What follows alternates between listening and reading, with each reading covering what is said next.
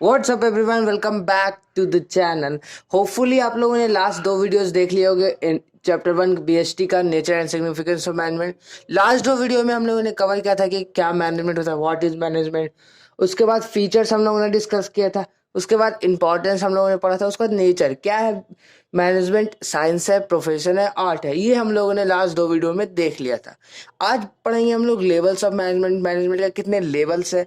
उसके बाद उसके कुछ फंक्शंस, हर एक लेवल का क्या फंक्शन है। उसके बाद हम लोग देखेंगे क्या क्या फंक्शन है मैनेजमेंट का, जो कि हम लोग को आगे फर्दर चैप्टर में पढ़ने हैं। तो बिना टाइम वेस्ट किए इस वीडियो को स्टार्ट करते हैं। Let's start.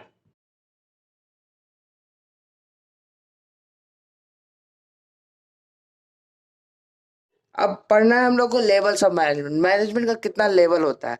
तो मेन लेवल जो होता है, बेसिक लेवल, टॉप लेवल होता है, मिडिल लेवल होता है, लोअर लेवल। लोअर लेवल को एक और नाम से कहते हैं हम लोग सुपरवाइजरी लेवल। अब आपको ध्यान में रखना है कि हर एक लेवल पे कौन कौन सा पर्सन आता है। अब पोस्ट आता है। पहला है बोर्ड ऑफ डायरेक्टर। मैंने शॉर्टकट में लिखा है, आपको याद रखना है board of directors. Top levels में आते हैं चेयरमैन जो भी होते हैं कंपनी के, वो आते हैं सीईओ, सीएफओ। सीईओ आपको फुल फॉर्म पता है, चीफ एग्जीक्यूटिव ऑफिसर। सीएफओ का चीफ फाइनेंसिंग ऑफिसर। उसके बाद आता है चीफ ऑपरेटिंग ऑफिसर। ये सब कुछ पोस्ट है जो कि टॉप लेवल मैनेजमेंट में आते हैं।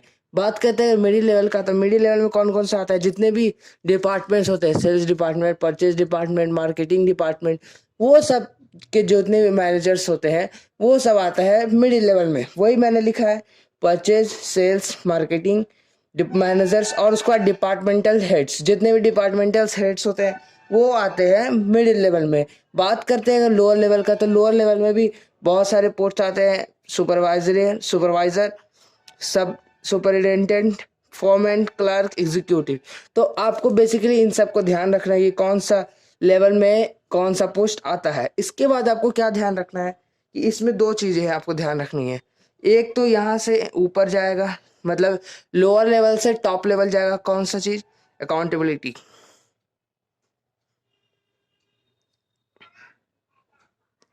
अकाउंटेबिलिटी लोअर लेवल से टॉप लेवल जाता है। उसके साथ साथ अथॉरिटी जो है वो टॉप लेवल से लोअर लेवल आता है। क्या, अथॉरिटी। तो ये आपको ध्यान में रखने लेवल्स ऑफ मैनेजमेंट कि टॉप लेवल से बॉटम लेवल, लोअर लेवल तक अथॉरिटी घटता है, मतलब ऊपर डिसेंडिंग ऑर्डर में होता है। और ये नीचे से ऊपर बढ़ता है, यानी अकाउंटेबिलिटी जो है वो होता है वो टॉप लेवल का ज़्यादा होता है as comparison to lower level. वही अगर बात करें अथॉरिटी का, तो टॉप लेवल का अथॉरिटी ज़्यादा होता है as compare to lower level. तो अब हम लोग देखते हैं कि एक एक लेवल्स का क्या क्या फंक्शन होता है मैनेजमेंट पे। टॉप लेवल का अब हम लोग फंक्शंस देखते हैं। टॉप लेवल मैनेजमेंट का फंक्शन, टॉप लेवल का पहला मैनेजमेंट फंक्शन है determining the objectives of the enterprises. बिल्कुल सही बात। जितने भी टॉप लेवल मैनेजर्स होते हैं, सीईओ, चेयरमैन और बोर्ड ऑफ डायरेक्टर्स, उन सब का डिटरमाइन ऑब्जेक्टिव क्या होता है, फंक्शन, प्लान्स, पॉलिसीज बनाना, ऑब्जेक्टिव सेट करना इंटरप्राइजेस का। कौन सा ऑब्जेक्टिव शॉर्ट टर्म्स है, कौन सा ऑब्जेक्टिव जो है वो लॉन्ग टर्म्स के लिए इंटरप्राइजेस में है, वो सब क्या करता है, वो सब कौन देखता है, ऑब्जेक्टिव, टॉप लेवल मैनेजमेंट। आगे बढ़ते हैं, नंबर 2 पे आता है हमारा फ्रेमिंग ऑफ प्लान्स और पॉलिसी। अभी मैंने आपको बताया कि टॉप लेवल का ही काम होता है कि प्लान्स और पॉलिसीज जो भी ऑर्गेनाइजेशन का होगा, जो भी मिडिल लेवल और लोअर लेवल का प्लान्स और पॉलिसीज होगा, वो सब कौन बनाता है, टॉप लेवल मैनेजमेंट। नंबर 3 पे आता है guys assemble of all resources. Assemble of all resources, यहाँ पे रिसोर्सेज का बेसिकली मैंने मतलब है फाइनेंस और कोई जो भी एसेट्स वगैरह होते हैं हमारे कंपनी का। तो टॉप लेवल का ही काम होता है कि जो भी रिसोर्सेस है, फाइनेंस है, एसेट्स है, जो भी ऑर्गेनाइजेशन में यूज होने वाले हैं, उस सबको असेंबल करे, उन सबको ऑर्गेनाइजेशन में ला कर रखे, तभी वो ऑर्गेनाइजेशन चलेगा। तो ये काम होता है टॉप लेवल मैनेजमेंट का। नंबर 4 पे आता है guys analyse business environment and its impact. Business environment जो है वो बहुत आगे आप पढ़ोगे इस चैप्टर को। बिजनेस इन्वायरमेंट जो है वो बहुत ज़्यादा इम्पैक्ट करता है बिजनेसेस पे। किसी भी फोर्स होता है, अब ये मैं आपको आगे बताऊंगा आगे वाले चैप्टर में।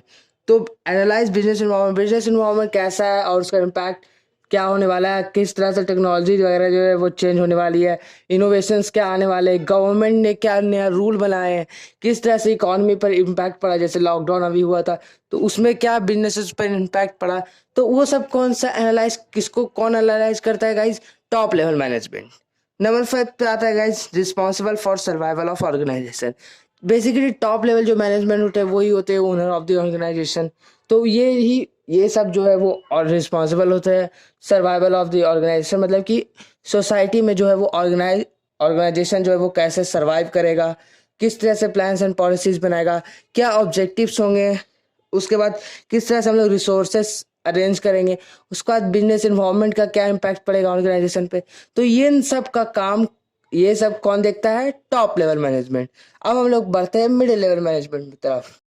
बात करते हैं मिडिल लेवल मैनेजमेंट का। मिडिल लेवल मैनेजमेंट क्या करता है? पहला है interpretation of policies framed by top level to lower level. Lower level आप लोग लिख लेना, मेरे पास यहाँ पे स्पेस नहीं था।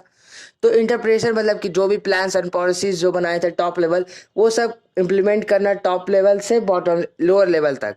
सेकेंड है guys selection and appointing employees. जितने भी एम्प्लॉयज होते हैं सिलेक्शन मैनेजर्स वगैरह के, उन सब कौन कौन सिलेक्ट करता है? जितने भी रिक्रूटमेंट होते हैं, फाइंडिंग्स एम्प्लॉयज जितने भी होते हैं वो सब कौन सेटअप करता है? Middle level management.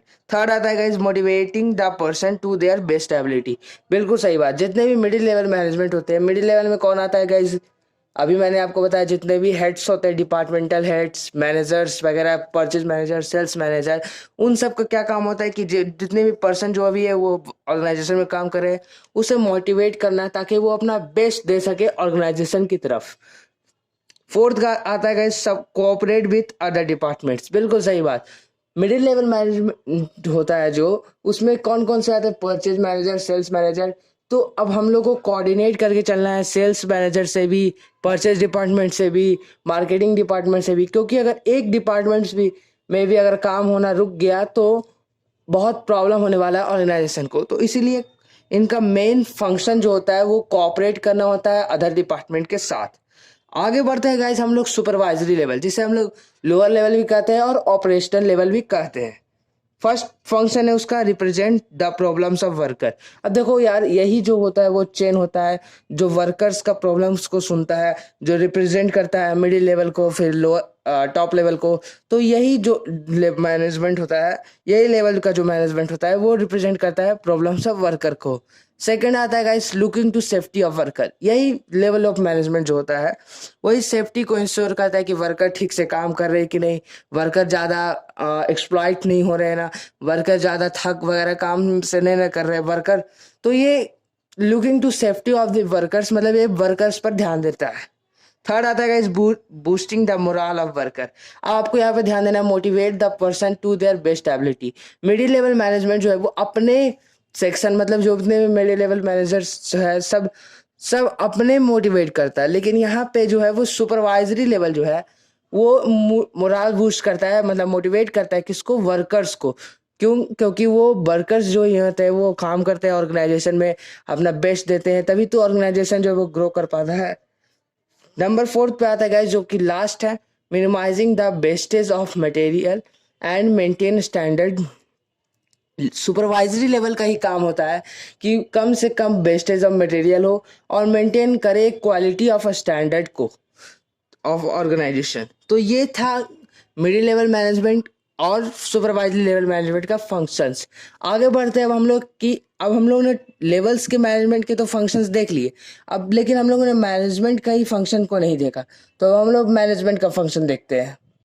Functions of management आपको याद रखना है, planning, organising, staffing, directing, controlling. इसको आप लोग सीरियल नंबर में याद रखेंगे, जैसे मैंने अभी यहाँ पे लिखा है।